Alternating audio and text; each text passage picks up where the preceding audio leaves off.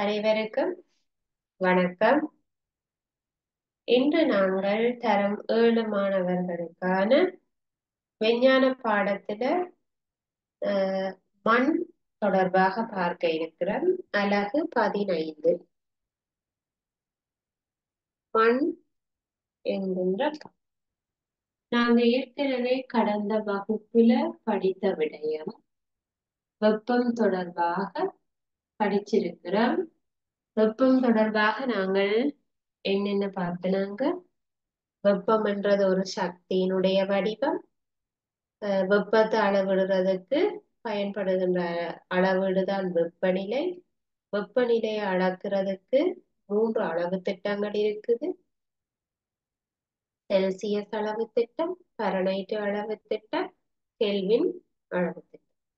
எங்களுக்கு சர்வதேச வெப்பத்தை அளக்கிறதுக்கான சர்வதேச அலகாக நாங்க ஏற்றுக்கொள்ளப்பட்டது கெல்வின் அளவு திட்டம்.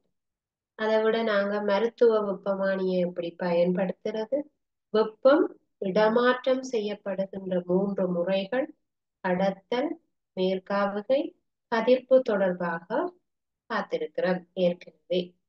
இன்று நாங்கள் ஒரு புதிய அலகு பார்க்க இருக்கிறோம், மண் தொடர்பானது. அப்ப மண் என்று சொன்னா உங்களுக்கு தெரியும், புவியோட்டின் மேற்பரப்பு படையாக மண் இருக்கு. இப்ப மண் உங்களுக்கு தெரியும், பூமியின் மேற்பரப்புல நாங்க இருக்கிற மேற்பரப்புல கீழே அடியில பாத்தீங்கன்னா மண் தான் இருக்கு. அப்ப அது இயற்கையாக எங்களுக்கு கிடைத்த ஒரு விடயம். சரியா? அப்ப பூமியில தங்கிகள் ஒவ்வொரு நடக்கிறதுக்கு என்ன செய்யறதா இருந்தாலும் மண் இருக்கிறது உங்களுக்கு தெரியும்.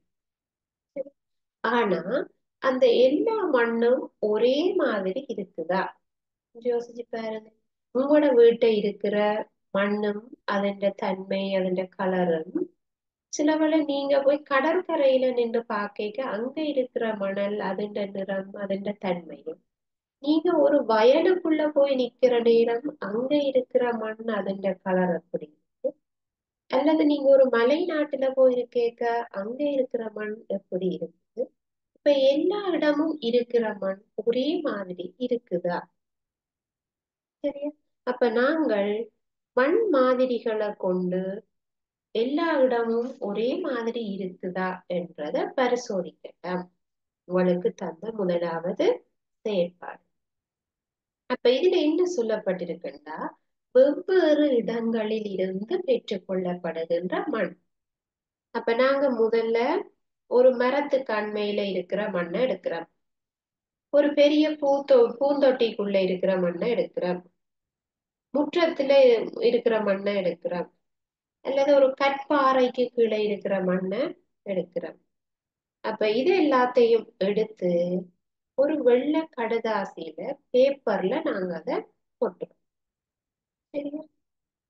அத இந்த வெள்ளத்தாள்ல ஒவ்வொரு இடத்துல இருந்தும் எடுத்த மண்ணை ஒரு வெள்ளை பேப்பர்ல நாங்க கொட்ட போறோம். சரியா? வெள்ளை பேப்பர்ல அந்த மண்ணை கொட்டுவோம். அந்த மண்ணு நாங்க ஏற்கனவே கைவில்லை படிச்சிருக்கிறோம் இல்லையா? கைவில்லை. சரி, அந்த கைவில்லையினூடாக உங்களை பார்க்கட்டும் எல்லா மண்ணும் ஒரே மாதிரி இருக்கா, அல்லது நீங்க இந்த மண்ணை எடுத்து 2 விரலால தொட்டு பாருங்க, வேற வேற மண்ணு தொட்டு பாருங்க எப்படி இருக்கு. சிலது நல்ல கல்லு மாதிரி இருக்கு, அல்லது சிலது கடற்கரை மண் அப்படி இருக்கு, களிமண் அப்படி இருக்கு. அப்படி நீங்க தொட்டு பார்க்க உங்களுக்கு ஏதாவது வித்தியாசம் தெரியுதா, அல்லது இந்த கை வில்லைய வச்சு பார்க்க உங்களுக்கு ஏதாவது தெரியுதா? சரி, அப்ப எங்களுக்கு இப்ப நாங்க பார்த்த மண்ணில இருந்து சில வித்தியாசங்கள் தெரிஞ்சு. அதாவது சில மண் கொஞ்சம் பெரிய மண் துணிக்கையாகவும், சிலது அதை விட கொஞ்சம் சின்னதா, இன்னும் சிலது இன்னும் சிறிய மண் துணிக்கையாகவும் இருக்கிறத நீங்க பார்க்க. இப்ப மண்ணானது வெவ்வேறு அளவில இருக்கிறத நீங்க பார்த்திருப்பீர்கள். சரியா? அப்ப மண்ணின் பல்வேறு துணிக்கைகள் அதுல நீங்க பார்த்தா தெரியும். அப்ப இத நாங்க மண்ணில காணப்படுகின்ற துணிக்கைகளை பருமன் அடிப்படையில வித்தியாசப்படுத்துவோம். பருமன் என்றா என்ன சொல்லுவோம்? அளவு. அப்ப மண் என்ற அளவை வச்சுக்கொண்டு நாங்க மண் துணிக்கைகளை மூன்றாக பிரிக்கிறோம். மண் வகை என்று சொல்லுவோம். மண்ணில பருமன் அடிப்படையில அதை நாங்க கொஞ்சம் பெரிதாக இருக்கிற துணிக்கைய மணல் என்று எடுத்துக்கொள்ளும். மணல் மணல் பாத்தீங்கன்னா கொஞ்சம் பெருசு பெருசா இருக்கு பாருங்க. மணல் கொஞ்சம் பெருசு பெருசா இருக்கு. சரி, அப்ப அது பாத்தீங்கன்னா மணலை எங்க பாப்பீங்க? ஆறுகள்ல இருக்கிற மணல் பாருங்க. பெருமணல் கொஞ்சம் பெரிய பெரிய மண் மாதிரி இருக்கு. அதை நாங்க மணல் என்று சொல்லுவோம். கொஞ்சம் தெரியும் இந்த மண் ஒரு ஒரு துணிக்கையும் தனித்தனியா பார்க்கலாம். மண்ணுல கொஞ்சம் பெரிதாக இருக்கும் மணல். சரியா? ரெண்டாவது, அதை விட கொஞ்சம் சின்னதா இருக்கிறத நாங்க அடையல் என்று சொல்லுவோம். அடையல் அடையல் துணிக்கை மணலை விட கொஞ்சம் சின்னது என்று வச்சுக்கணும்.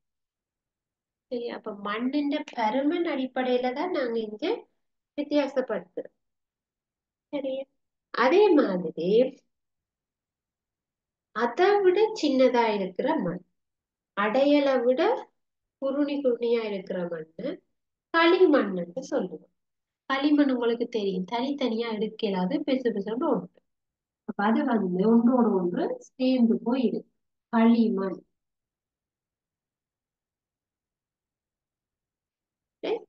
இப்ப நாங்க மண்ணை அதன் பருமன்ற அடிப்படையில, அளவின்ற அடிப்படையில மூண்டா பிரிச்சு. எப்படி? ஒன்று பெருசா இருந்தா மணல், அதை விட கொஞ்சம் சிறிதாக இருந்தா அடையல், நன்றாக சிறிய தூள் மாதிரி இருந்தா அது களிமண். களிமண் நன்றாக ஒட்டி கொள்ளும், முறுக்கமாக இல்லை, சின்ன சின்னதாக இருக்கும். சரி, இப்ப நாங்க இப்படி மூன்றாக வகைப்படுத்தி இருக்கிறோம். சரியா? அதே மாதிரி இந்த மண் வகைகளை நாங்கள் களிமண், மணல் மண், சரியா, இந்த அடையலை நாங்க இருவாட்டி மண்ணுன்னு சொல்லலாம். சரி, அடையலை இருவாட்டி மண்ணுன்னு நாங்க சொல்றது உண்டு. சரி, இப்ப நாங்க இந்த மண் வகைகள் தொடர்பாக மேலதிக விடயங்களை பார்ப்போம். இந்த களிமண்ணா களிமண் எங்க இருக்குது, அது பார்த்தா எப்படி கண்டுபிடிக்கிறது இது ஒரு களிமண்? அந்த களிமண்ணின் பயன்பாடு, களிமண்ணை வச்சு எதுக்காக யூஸ் பண்ணலாம் என்று சொல்லி பார்ப்போம். சரியா? அப்ப முதலாவது நாங்கள் களிமண் தொடர்பாக பார்ப்போம். களிமண் தொடர்பாக பார்ப்போம். அப்ப களிமண் எப்படி இருக்கும்? களிமண் எப்படி இருக்கும்னா அது ஒட்டக்கூடியதாக இருக்கு. களி தெரியும் தானே பிள்ளைகள்? இப்ப நீங்க தெரியாம சேர்த்து சேறு களியாக இருக்கிற இடத்துல மிதிச்சிட்டீங்கன்னா தெரியும் உங்களுக்கு, கால் கையெல்லாம் ஒட்டிடும். கால்ல நீங்க செருப்புல எல்லாம் களிமண் ஒட்டி கொண்டும். அப்ப அதோட தன்மை எப்படி இருக்கிறது? ஒட்டும் தன்மை. சொல்லுவா, ஒட்டும் தன்மை.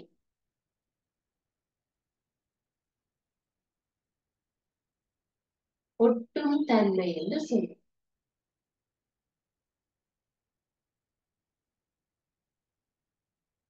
ஒட்டும் தன்மை கொண்டது. சரியா? அதே மாதிரி அதிக அளவுல களிமண்ணுல களிதான் இருக்கு. அதிக அளவுல களிதான் இருக்கும். ஒட்டும் தன்மையாக இருக்கும். களி அதிக அளவு இருக்கு. உள்ளடக்கம் எப்படி இருக்கு? சரியா? அதன் இயல்பு எப்படி இருக்கு? களிமண்ணின் இயல்பு, களிமண் என்ன செய்யும் என்றால் தண்ணியை தேக்கி வைத்திருக்கும். களிமண் தண்ணிய விடாது. தண்ணி தேங்கி நின்றுதான் அப்படி களியாகும். அப்ப அது என்ன செய்யும்டா, நீரையும் கனியுப்புகளையும் தேக்கி வைத்துக் கொள்ளும். நீரையும் கனியுப்பையும்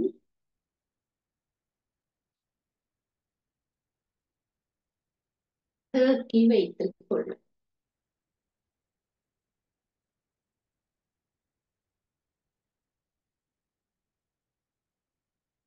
அப்ப இந்த படத்தை கீறி கொள்ளுங்க. 3 சைஸ்ல நீங்க இந்த படத்தை போட்டுட்டு அதன் பெயரை போட்டுக்கொள்ளுங்க. மண்ணின் பருமன் அடிப்படையில வித்தியாசம். Right? அந்த 3ஐயும் நீங்க எழுதிட்டு முதலாவது களிமண் தொடர்பாக எழுதிக்கொள்ளும். களிமண்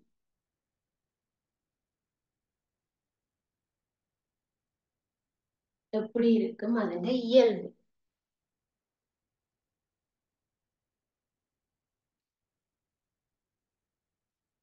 களிமண் தொடர்பான விடயங்களை எழுதிக்கொள்ளுங்க, நோட் பண்ணி கொள்ளுங்க.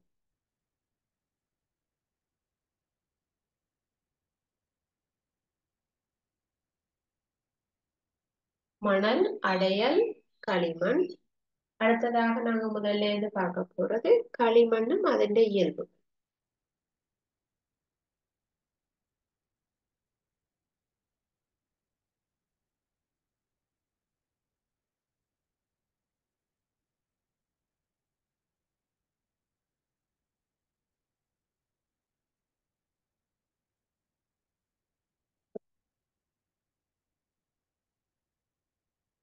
களிமண் ஒட்டும் தன்மையாக இருக்கும், களியை அதிக அளவில் வச்சிருக்கும், நீரும் கனியுப்பையும் தேக்கி வச்சிருக்கும்.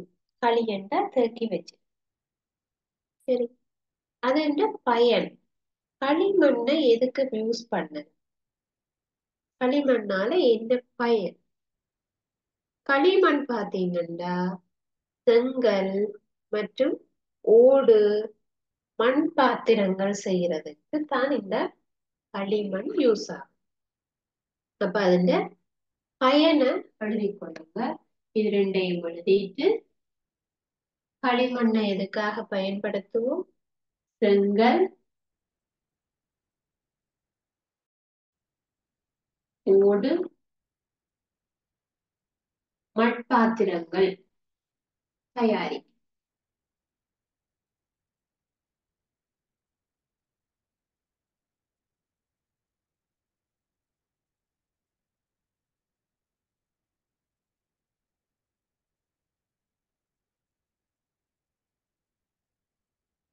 செங்கல், ஓடு, மட்பாத்திரங்கள் தயாரிக்கிறதுக்கு இந்த களிமண் யூஸ் ஆகும்.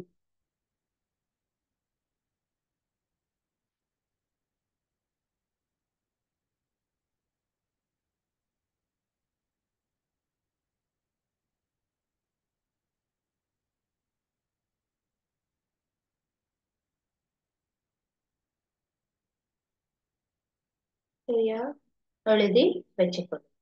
களிமண் தொடர்பாக. அப்ப நாங்க இன்றைக்கு களிமண் தொடர்பாக பார்த்தோம். அடுத்ததாக நாங்க பார்க்க போறது மணல் மண் தொடர்பாக. மணல், மணல் போட்டுக்கோ.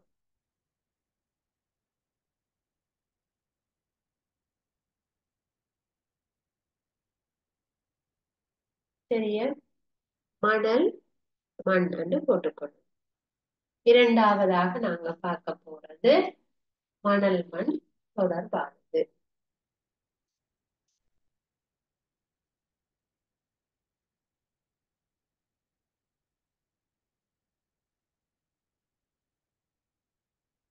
இரண்டாவது போட்டுக்கணும் மணல்.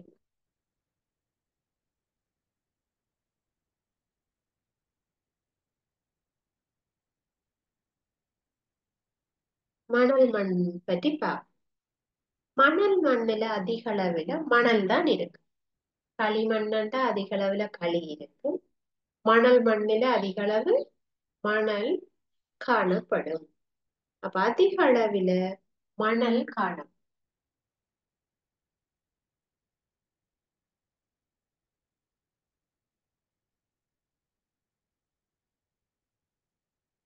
அதிக அளவுல மணல் தான் இருக்குமா. அதே மாதிரி உதிரும் தன்மை கொண்டது. உதிரும் தன்மை என்றா என்ன? இப்ப நீங்க கடற்கரைக்கு போறீங்க. கடற்கரையில நீங்க செருப்பு போடாம வெறும் கால்ல நடந்தீங்கன்னா கட்டாயம் மணல் ஒட்டும். கால்ல ஒட்டி கொண்டு வரும். ஆனா அதை நீங்க தட்டினா கீழே கொட்டி. அதே மாதிரி களிய நீங்க தட்டினா கீழே கொட்டாது, அது ஒட்டிடும். ஒட்டும் தன்மை கொண்டது.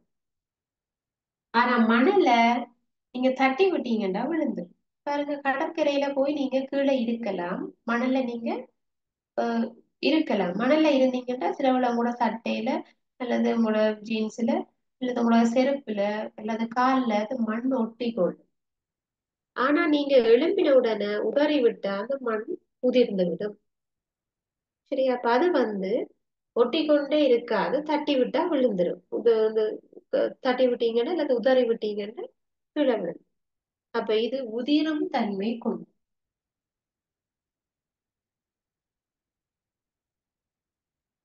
உதிரும் தன்மை கொண்டது.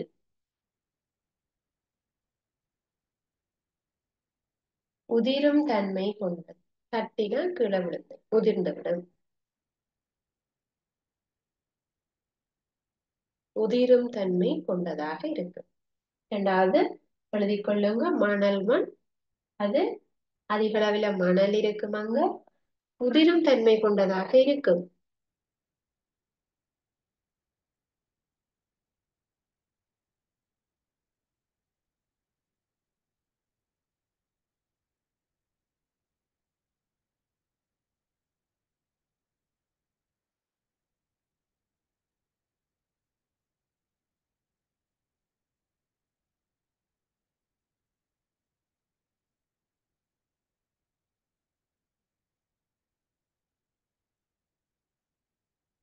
சரி, அடுத்ததாக மணல் மண்ணின் இயல்பு. அந்த மண் ஏன் உதிரும் தன்மை அதிகம் கொண்டிருக்கு? அங்க வளியடக்கம் அதிகமாக இருக்கு, நீர் குறைவாக இருக்கு. நீர் அதிக அளவில் இருந்தால்தான் களிமண் மாதிரி ஒட்டிக்கும். அப்ப மணல் மண்ணில மண் நீரின் அடக்கம் குறைவு. மண்ணீரின் அடக்கம் குறைவு. ஆனா வளி அடக்கம் அதிகமாக இருக்கிறது, அதனால அது உதிரும் தன்மை கொண்டிருக்கு. தட்டினா கீழே விழுந்துடும். சரியா? அப்ப மண்ணீர் அடக்கம் குறைவாகவும் வழியடக்கம் அதிகமாகவும் இருக்கு.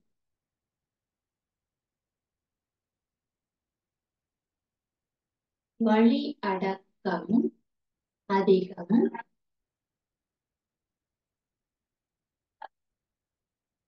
மண்ணீர் குறைவு.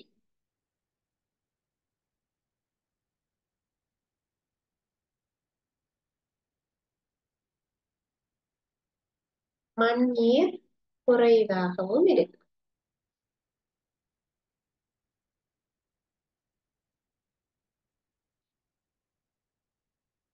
சரியா? மணல் மண் வழியடக்கம் கூட. களிமண்ணில பாத்தீங்கன்னா வலி இருக்காது, அங்க களிதான் அதிகமாக இருக்கு. சரியா? நம்ம மணல் மண்ணுல வழியடக்கம் கூடவாக இருக்குது, அதனால அது உதிரும் தன்மை. மண்ணீர் குறைவாக இருக்கு, அதனால அது அதிக அளவுல ஒட்டி கொள்ளாது.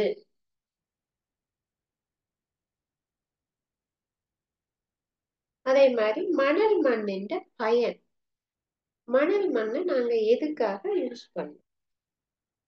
மணல் பாத்தீங்கன்னா உங்களுக்கு தெரியும், இந்த வீடு கட்டடங்களை கட்டுறதுக்கு சிமெண்ட் பூசைக்கு உங்களுக்கு தெரியும் மணல் கட்டாயம் தேவைப்படும். அப்ப கட்டிடங்கள் கட்டுவதற்கு மணல் தேவை. கட்டிடம் கட்டுவதற்கு மணல் தேவைப்படும். அப்ப கட்டிட தொழிலில் பயன்படுத்தப்படும். கட்டிட தொழில்.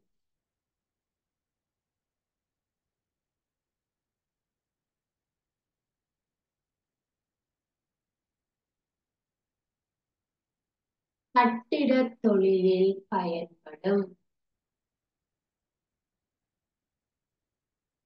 கட்டிடத் தொழில்ல பயன்படும். அதே மாதிரி கண்ணாடி உற்பத்தியில் பயன்படும் மணல். கண்ணாடி உற்பத்தியில் பயன்படும்.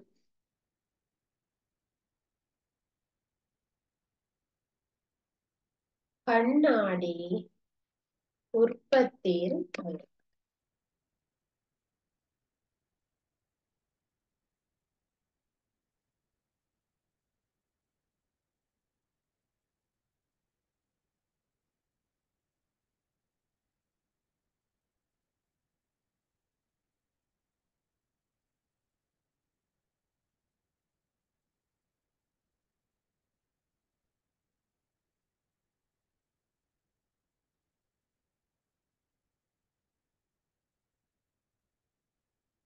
அப்ப மணல் மண்ணின் பயன் கட்டிட தொழில்ல பயன்படுத்தப்படும். கண்ணாடி உற்பத்திக்கு பயன்படுத்தப்படும்.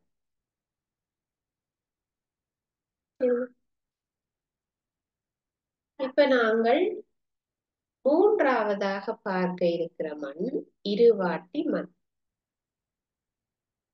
இருவாட்டி மண் என்று சொல்லுவோம். மூன்றாவது மண்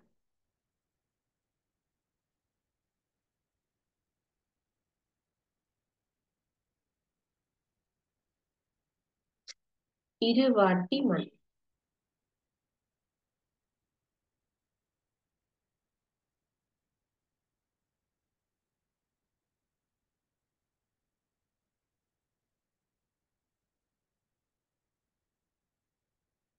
போட்டுக்கொள்ளுங்க. மூன்றாவது மண் இருவாட்டி மண்.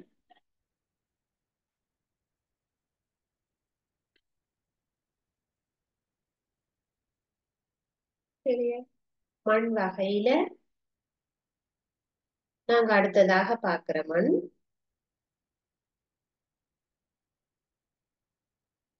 அடுத்ததாக இது பருமன் அடிப்படையில 3 வித்தியாசமான சைஸ்ல இருக்கு மண். இத நாங்க மண்ணை பருமன் அடிப்படையில வித்தியாசப்படுத்துறோம். அடுத்ததாக நாங்க மண் வகைகள் என்று சொல்லிக்கல.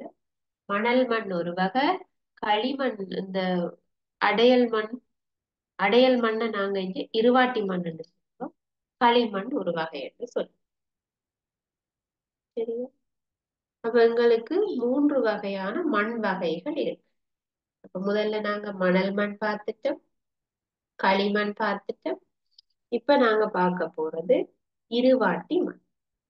இருவாட்டி மண்ணுல அடையலும் மணலும் அதிக அளவுல இருக்கும் என்று சொல்லப்படுது. இருவாட்டி மண்ணுக்கு அடையலும் மணலும் சேர்ந்த மாதிரி இருக்கு. இப்ப மணல் மண்ணண்டா மணல் அதிக அளவுல இருக்கும், களிமண்ணண்டா களிமண் அதிக அளவுல இருக்கும். இருவாட்டி மண்ணண்டா அடையலும் மணலும் சேர்ந்து. இருவாட்டி மண்ணண்டா மணலும் அடையல்களும் சேர்ந்திருக்கு. அப்ப எழுதிக் கொள்ளுங்க. இருவாட்டி மண்ணுக்கு மணல் அடையல் என்பன சேர்ந்திருக்கு.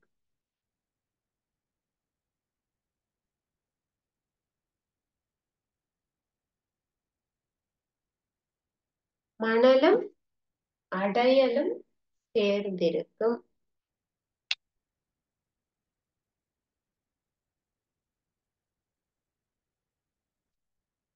மணலும் அடையலும் சேர்ந்திருக்கு. அப்ப இங்க இது ரெண்டும் சேர்ந்து இருக்கிறதுனால இங்க அதிக அளவுல சேதன பதார்த்தங்கள் காணும். அதிக அளவுல சேதன பதார்த்தங்கள் காணப்படும். அதிக அளவுல சேதன பதார்த்தங்கள் காணப்படும். இங்க 2 மண்ணும் சேர்ந்து இருக்குதானே. அப்ப 2 மண்ணிலையும் இருக்கிற கூறுகள் மிக்ஸ் ஆகி அங்க சேதன பதார்த்தங்கள் நிறைய இருக்கு.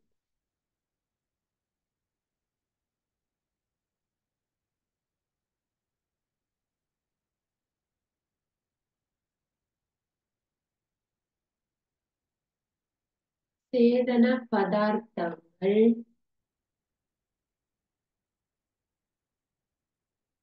அதிகளவில்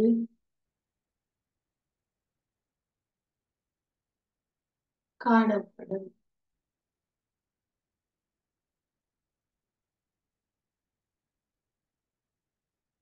சேதன பதார்த்தம் அதிகளவில காணப்படும்.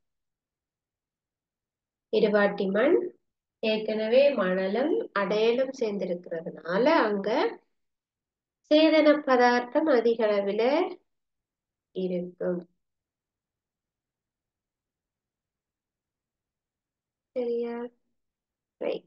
அடுத்தது இந்த இருவாட்டி மண்ணுன்ற இயல்பு. இருவாட்டி மண்ணுன்ற இயல்பு எப்படி இருக்கு? இப்ப களிமண்ணுண்டா அதன் இயல்பு நீரையும் கனியப்பையும் தேக்கி வைத்துக் கொள்ளும்.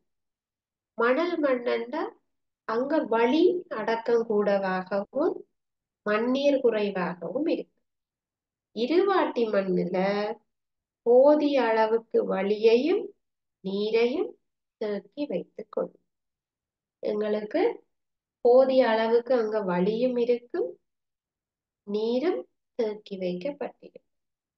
எங்களுக்கு களிமண்ணா தனிய நீரை மட்டும்தான் தேக்கி வச்சிருக்கும், அங்க வளி குறைவாக இருக்கு.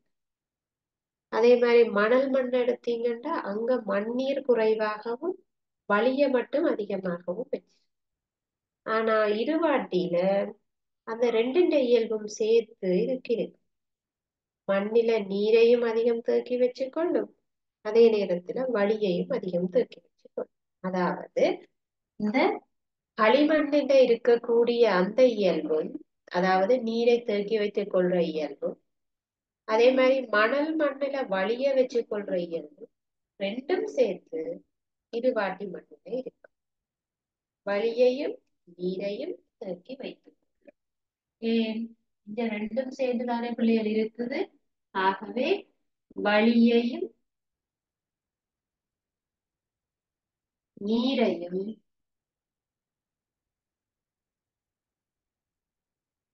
தேக்கி வைத்திருக்கும்.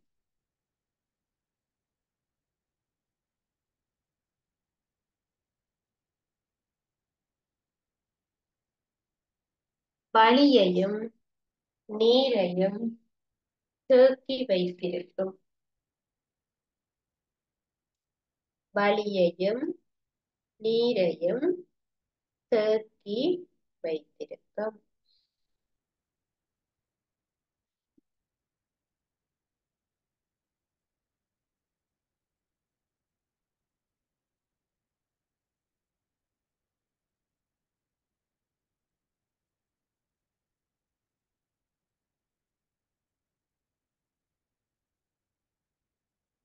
வளியையும் நீரையும் தேக்கி வச்சிருக்கும். இங்க ரெண்டையுமே வச்சிருக்கும்.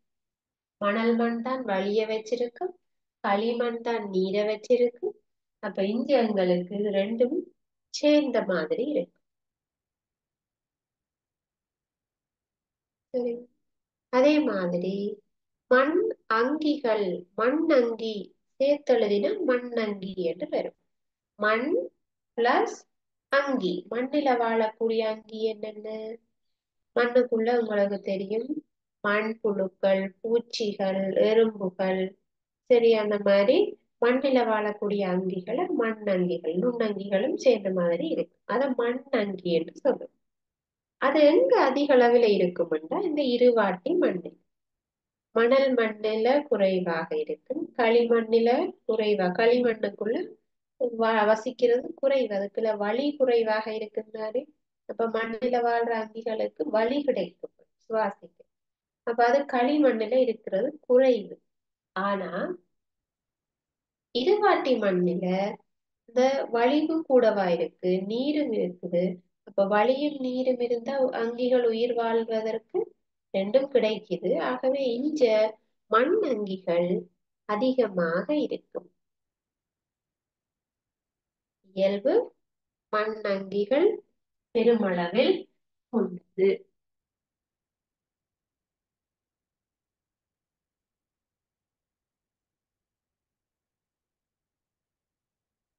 மண் அங்கிகளை பெருமளவில் கொண்டது.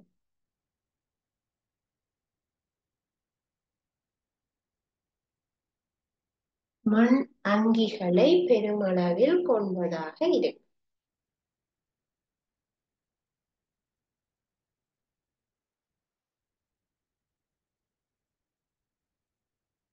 சரி, இப்ப இந்த இருவாட்டி மண்ணின் பயன் என்ன பிரயோசனம்? இருவாட்டி மண்ணால என்ன பிரயோசனம்? இருவாட்டி மண்ணால என்ன பிரயோசனம்?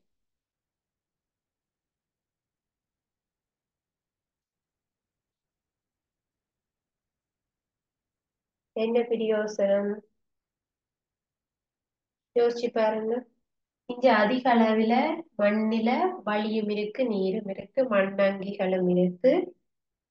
அப்ப எங்களுக்கு இதனால விவசாய நடவடிக்கைகளை மேற்கொள்வது பொருத்தமாக இருக்கு. அப்ப இருவாட்டி மண் எதுக்கு பொருத்தம்? விவசாய நடவடிக்கை. விவசாய நடவடிக்கை.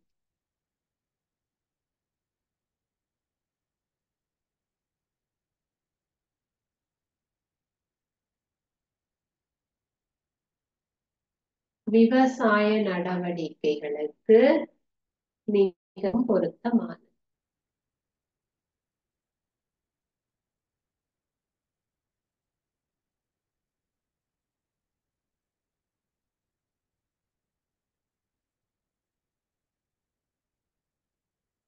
விவசாய நடவடிக்கைகளுக்கு மிக பொருத்தமானது எது? இருவாட்டி மண். எழுதிக் கொள்ளுங்க. இதுதான் இருவாட்டி மண் தொடர்பான விடயங்கள். சரியா? அப்ப இன்னைக்கு நாங்க படிச்ச விஷயத்தை ஞாபகப்படுத்துவோம். நாங்கள் மண் தொடர்பாக பார்க்கிறோம். மண் தொடர்பான விடயங்கள் பற்றி பார்த்து கொண்டு இருக்கு. அப்ப மண்ணில அதோட சைஸ், அதோட பருமன் அடிப்படையில நாங்கள் 3ஆக வகைப்படுத்தோம். எப்படி? மணல் மண், அடையல், களி. இந்த 3ஐயும் வச்சுக்கொண்டு மண்ணின் வகைகளை நாங்க பிரிக்கிறோம். களிமண், மணல் மண், இருவாட்டி மண். மணல் மண், களிமண், இருவாட்டி மண். இந்த 3 மண்ணினுடைய இயல்பு, அதன் தன்மை, அதை எதற்காக பயன்படுத்தும்? இந்த 3 விஷயங்களையும் இந்த 3 மண்ணுக்கும் நாங்க பார்த்துருக்கோம். இப்ப களிமண்ணண்டா அப்படி இருக்கும், அதிகமாக களி அங்க இருக்கும், ஒட்டுற தன்மை இருக்கும், அதோட இயல்பு நீரை தேக்கி வச்சு கொள்றது. அதே மாதிரி களிமண்ணு வேற எதுக்காக பயன்படுத்துறோம்டா, செங்கல், ஓடு செய்யறதுக்கு, மட்பாத்திரங்களை தயாரிக்கிறதுக்கு களிய பயன்படுத்தும். அடுத்ததாக மணல். மணல் மண் என்ன மாதிரி இருக்கும்? அதிக அளவில் மணல் இருக்கும், உதிரும் தன்மை கொண்டதாக இருக்கும், மண்ணில் அதிக அளவு வளி இருக்கும், நீரின் அளவு குறைவாக இருக்கும். மணலை எதுக்காக பயன்படுத்துறோம்னா, கட்டிட வேலைகளுக்காக, கட்டிட கைத்தொழிலுக்காக பயன்படும். அதோட கண்ணாடி உற்பத்தியிலையும் பயன்படுத்தப்படும். அடுத்ததாக இருவாட்டி மண். இருவாட்டி மண்ணை பற்றி பார்த்திருக்கிறோம். மணலும் அடையலும் சேர்ந்ததாக இங்க இருக்கு. இப்ப ரெண்டும் சேர்ந்து இருக்கிறதுனால அதிக அளவுல சேதன பதார்த்தம். இப்ப சேதன பதார்த்தம் அதிகம் இருக்கிறதுனாலதான் எங்களுக்கு விவசாயம் செய்யறதுக்கு அது பொருத்தமாக இருக்குது. சரி, அப்ப சேதன பதார்த்தம் அதிகமா இருந்தா நன்றாக மரங்களோ அல்லது பயிர் செய்கையோ செய்யணும். சரியா? ரைட். அப்ப அதனுடைய பயன், இருவாட்டி மண் விவசாயம் செய்வதற்கு மிகவும் உகந்ததாக இருக்கு. அப்ப இன்றைய வகுப்புக்கான சில வினாக்களை நாங்க பார்ப்போம், எழுதிக்கொள்ளும்.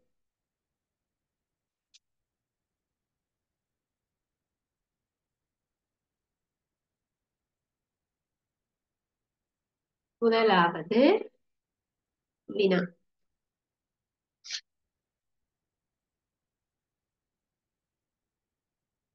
மண்ணை அதன் பருமன் அடிப்படையில்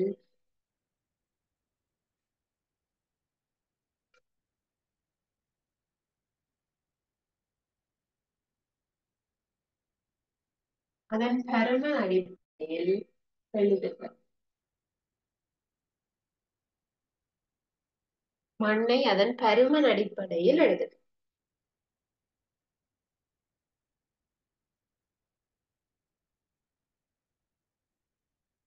இரண்டாவது வினா.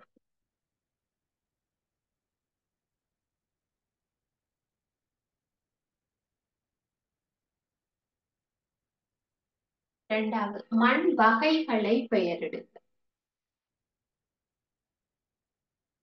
மண் வகைகளை பெயரிடு. மண் வகைகளை பெயரிடுக. பருமன் அடிப்படையில என்ன நீங்க அதன் படத்தை கீறி பெருசா இருக்கும் சின்னதா இருக்கும் அதை கீறி அதன் வகையை அதன் பெயர் எழுத வேணும். ரெண்டாவது அதன் வகை களிமண்ணா மணல் மண்ணா இருபாட்டி மண்ணா அந்த வகையை எழுத வேணும். மூன்றாவது வினா. களிமண்ணின் இயல்புகள் எவை?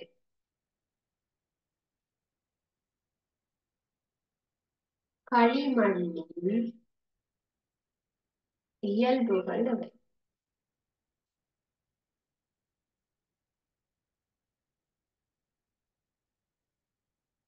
களிமண்ணின் இயல்புகள் எவை?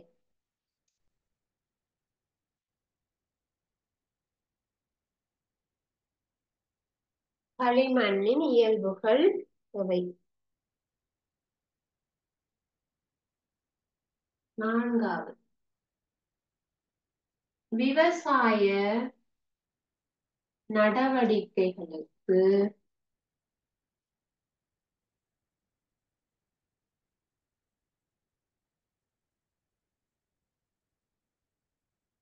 பொருத்தமான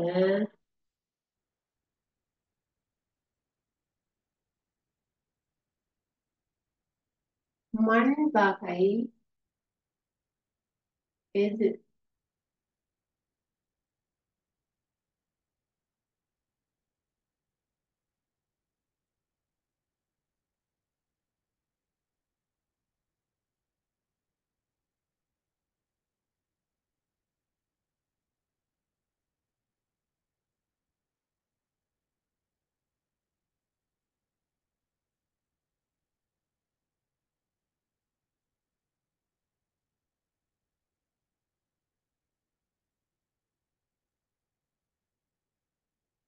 இந்த 4 வினாக்களுக்குமான விடைகளை எழுதிக் கொள்ளுங்க.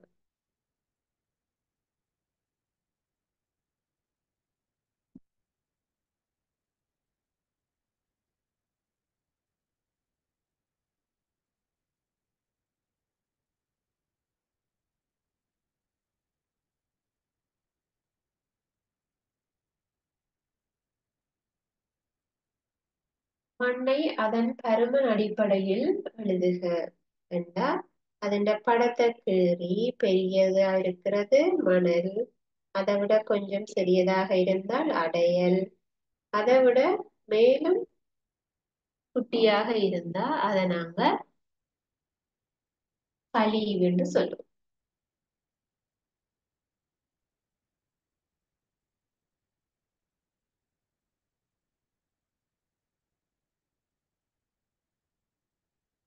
இரண்டாவது மண் வகைகளை பெயரிடுக என்றால் மண்ணின் 3 வகை இருக்கு.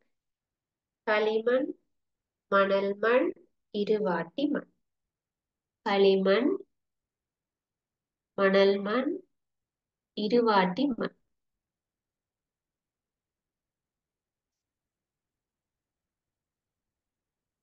களிமண், மணல் மண், இருவாட்டி மண்.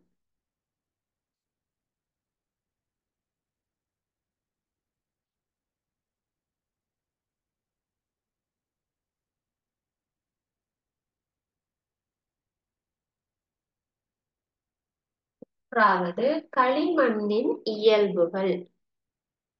களிமண் எப்படி இருக்கும்? நீரையும் கரியுப்புக்களையும் தேக்கி வைத்துக் கொள்ளும்.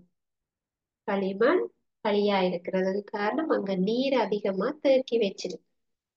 இப்ப நீரையும் கரியுப்புக்களையும் அதிகம் தேக்கி வைத்துக் கொள்ளும். ஆனா வளியை என்ன செய்யும்? குறைவாக தேக்கி வைத்துக் கொள்ளும். இப்ப வளி குறைவு, நீரம் அங்க கரியுப்புக்களும் அதிகம் தேக்கி வைக்கப்பட்டிருக்கு. எழுதிக் கொள்ளுங்க. நீரும் கரியுப்புக்களும் அதிகம் தேக்கி வைக்கப்பட்டிருக்கும். நீரும் கரியுப்பும் அதிகம் தேக்கி வைக்கப்பட்டிருக்கும். வளி குறைவாக இருக்கும். வளி குறைவாக இருக்கும்.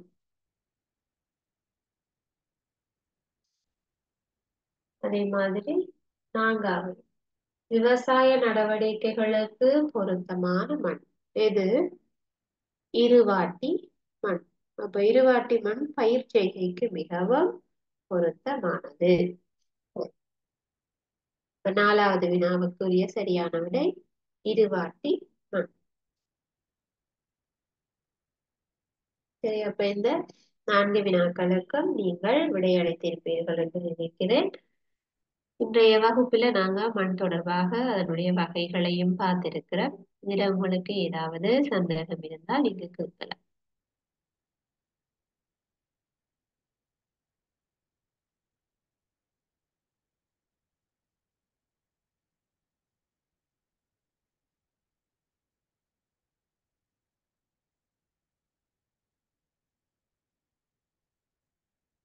உங்களுக்கு எந்த விதமான சந்தேகமும் இல்லை என்றால் நாங்கள் இத்தோட இந்த வகுப்பை நிறைவு செய்து கொள்ளலாம். இன்னொரு வகுப்பில சந்திக்கலாம். தேங்க்யூ.